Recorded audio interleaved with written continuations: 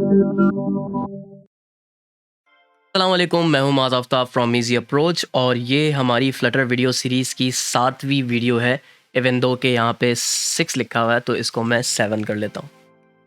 तो इस वीडियो के अंदर हम जो करने वाले हैं वो पिछली जो हमने वीडियो में किया था उससे थोड़ा-सा मिलता-जुलता टॉपिक है। आपको याद होगा कि पिछली वीडियो के अंदर हमने एक विजेट डिस्कस किया था, बेसिकली 2 विजेट डिस्कस किए थे जिसमें एक कंटेनर था और दूसरा विजेट जो बहुत हमने डिटेल में डिस्कस किया था वो कॉलम विजेट था।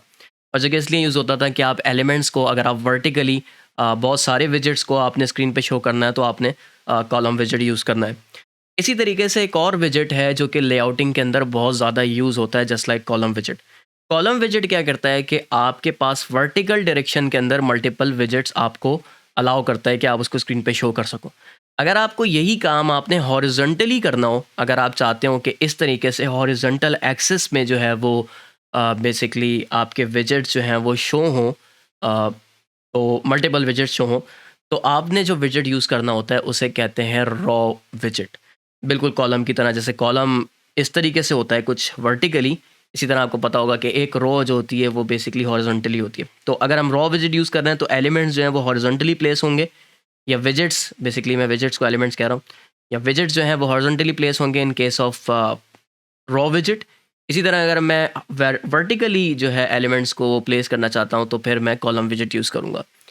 अब मैं क्या कर रहा हूँ, सबसे पहले मैंने क्या किया, अभी तक एक प्रोजेक्ट बनाया है न्यू जिसको नाम मैंने रॉ का दिया है। उसके अंदर बिल्कुल एग्जैक्टली सेम वही जो हमने पिछली 3 वीडियो से स्टैंडर्ड फॉलो कर रहे हैं। मेन है, मेन डॉट डार्ट के अंदर हमने जो है वो सारा कोड वोड रिमूव कर दिया है। उसके अंदर होम स्क्रीन का रेफरेंस दिया है और होम स्क्रीन जो है मैंने लिब के अंदर स्क्रीन का फ़ोल्डर बना दिया है, यानी जिसके अंदर सारी स्क्रीन्स जाएँगी। उसके अंदर मैंने होम स्क्रीन बनाई है और वो बड़ी सिंपल सी स्क्रीन है, स्टेटलेस विजेट है, यानी एक विजेट है जिसके अंदर हमने स्कैफोल्ड यूज़ किया है और ऐप बार यूज़ हुआ हुआ है, फ्लोटिंग एक्शन बटन यूज़ हुआ है, ड्रॉअर वो सिर्फ डिज़ाइन के लिए और कुछ भी नहीं है। अब हम क्या कर रहे हैं, इसकी बॉडी डिफ़ाइन करेंगे। तो बॉडी के अंदर अब मैं चाह रहा हूँ कि मैं एक से ज़्यादा एलिमेंट्स को हॉरिज़ॉन्टल एक्सिस में जो है वो प्लेस करूँ। तो सबसे पहले मैं क्या कर रहा हूँ कि मैं कंटेनर यूज़ कर रहा हूँ।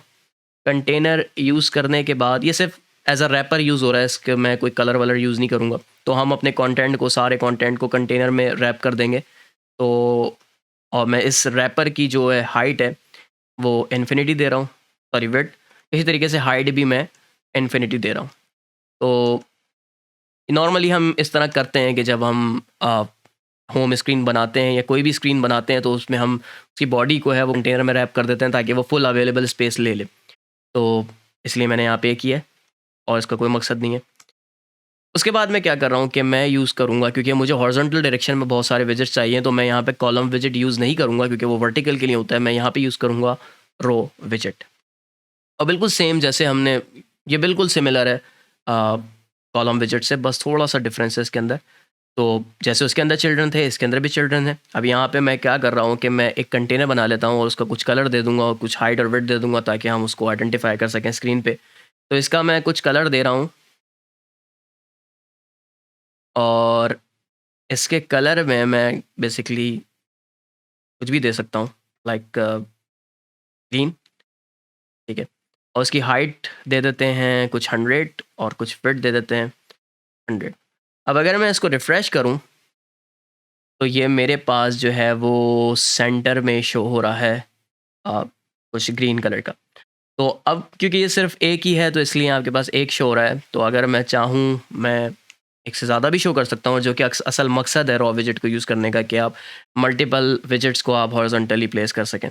इसको मैं इसका कलर चेंज कर देता हूँ, लाइक रेड कर देते हैं। ये रेड एसेंट एक्सेंट क्या है?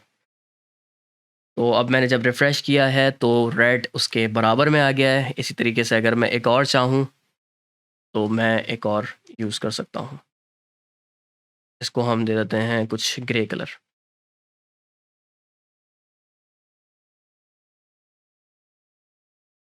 तो ये आपके पास 3 डिफरेंट विजेट्स जो हैं वो हॉरिजॉन्टली प्लेस हुए हैं, ना कि वर्टिकली। क्योंकि वर्टिकली प्लेस तब होते हैं जब आप कॉलम विजेट यूज़ करते हैं, और रॉ क्योंकि आपकी कुछ हॉरिजॉन्टल डायरेक्शन में होती है तो इसलिए आपके जो विजेट्स हैं, रॉ विजेट जब हमने यूज़ किया तो उसने उन विजेट्स को हॉरिजॉन्टली प्लेस कर दिया है।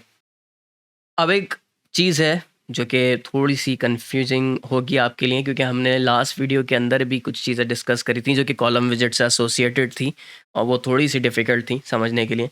तो मेरा नहीं ख्याल कि इस वीडियो में आपको उतना मसला होगा जितना पिछली वीडियो में हुआ था। तो जिस तरह कॉलम विजेट के साथ दो एक्सेस एसोसिएट होते हैं, इसी तरीके से रॉ विजेट के साथ भी दो एक्सेस एसोसिएट होते हैं, जो कि एक क्रॉस एक्सिस होता है और एक मेन एक्सिस होता है। अब क्योंकि अगर मैं कॉलम विजेट की बात करूं, जो कि हमने लास्ट क्लास में डिस्कस किया था, तो उसमें हमने बोला था क्योंकि कॉलम विजेट बाय डिफ़ॉल्ट जो उसका नेचर होता है, वो उसके अंदर जो विजेट्स डाले जाते हैं उनको वर्टिकली प्लेस करता है, यानी वर्टिकली यानी डायरेक्शन में एलिमेंट्स को दिखाता है। तो क्योंकि बाय डिफ़ॉल्ट उसका नेचर जो होता है वो वर्टिकल होता है, तो इसलिए जो वर्टिकल एक्सिस होता है वो उसको हम मेन कहते हैं कि वो उसका मेन एक्सिस है। कॉलम विजेट के केस में क्योंकि वो एलिमेंट्स को वर्टिकली प्लेस करता है, विजेट्स को वर्टिकली प्लेस करता है, इसलिए जो उसका वर्टिकल एक्सिस होता है वो मेन एक्सिस कहलाता है।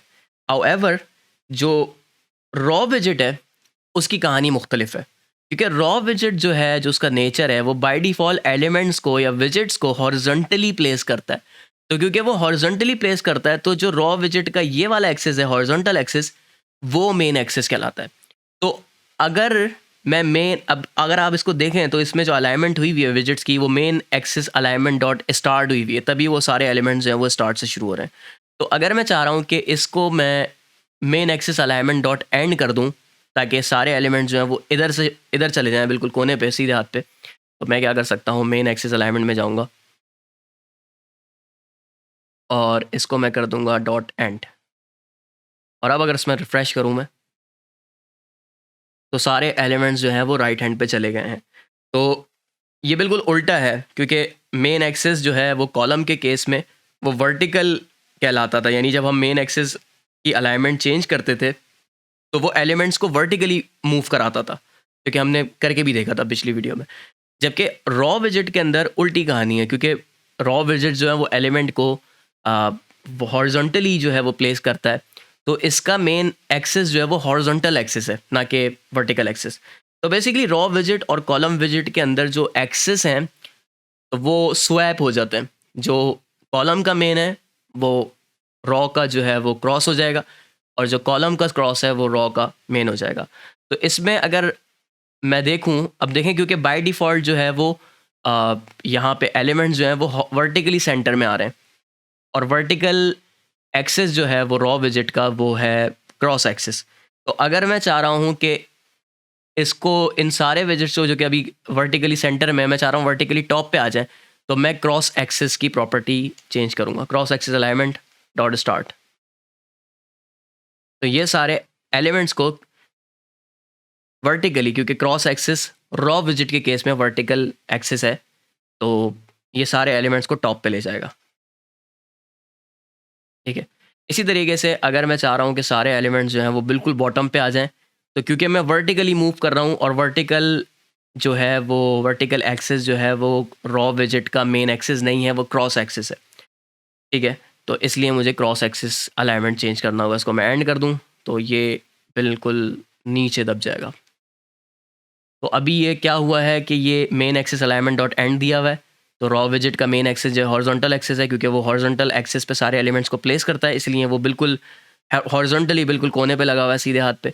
इसी तरीके से क्रॉस एक्सिस भी मैंने एंड दिया हुआ है, और क्रॉस एक्सिस रॉ विजेट के लिए वो वर्टिकल एक्सिस है, तो वर्टिकल एक्सिस भी बिल्कुल एंड पे लगा हुआ है, क्योंकि मैंने क्रॉस एक्सिस डॉट एंड दिया है। तो ये थोड़ा सा डिफ़िकल्ट है, वो इस वजह से क्योंकि जब तक आप इसकी प्रैक्टिस नहीं करेंगे, इसको मूव करके चीज़ों को, तब तक आपको ये थोड़ा-सा मुश्किल लगेगा।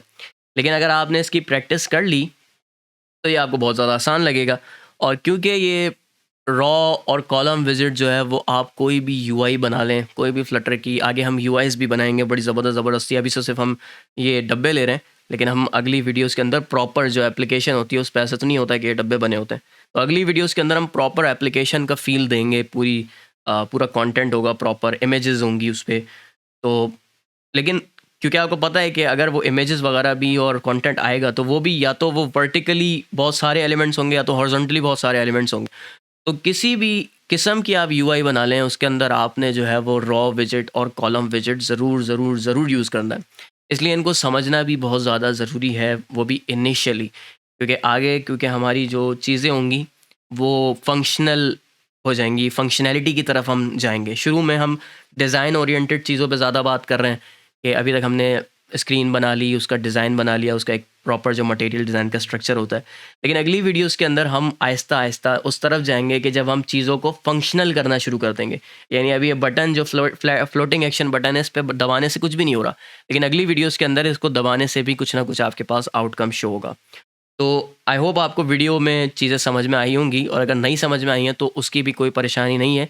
आप बस ये काम करें कि जो कोड मैंने आपको कराया है उसकी प्रैक्टिस करें, उसको जो है अपने पास से एक दफ़ा ख़ुद से रन करें और उसको अपने पास सेव कर लें, ताकि आइंदा की वीडियोस में जब आपको ये चीज़ें समझ में आना शुरू हो जाएंगी, क्योंकि शुरू में जब भी आप स्टार्ट करते हो कोई चीज़ तो थोड़ा सा टाइम लगता है आपको ट्रैक पे आने में, और एक दफ़ा जब आप ट्रैक पे आ जाते हो तो फिर जैसे ट्रेन चलती है ना, वैसे फिर आप भी तेज़ी से चलते हो। तो अगर आपको ये वीडियो अच्छी लगी है तो प्लीज़ लाइक करें और सब्सक्राइब भी करें चैनल को, ताकि आप अगली आने वाली वीडियोस की आपको नोटिफिकेशन मिल सके।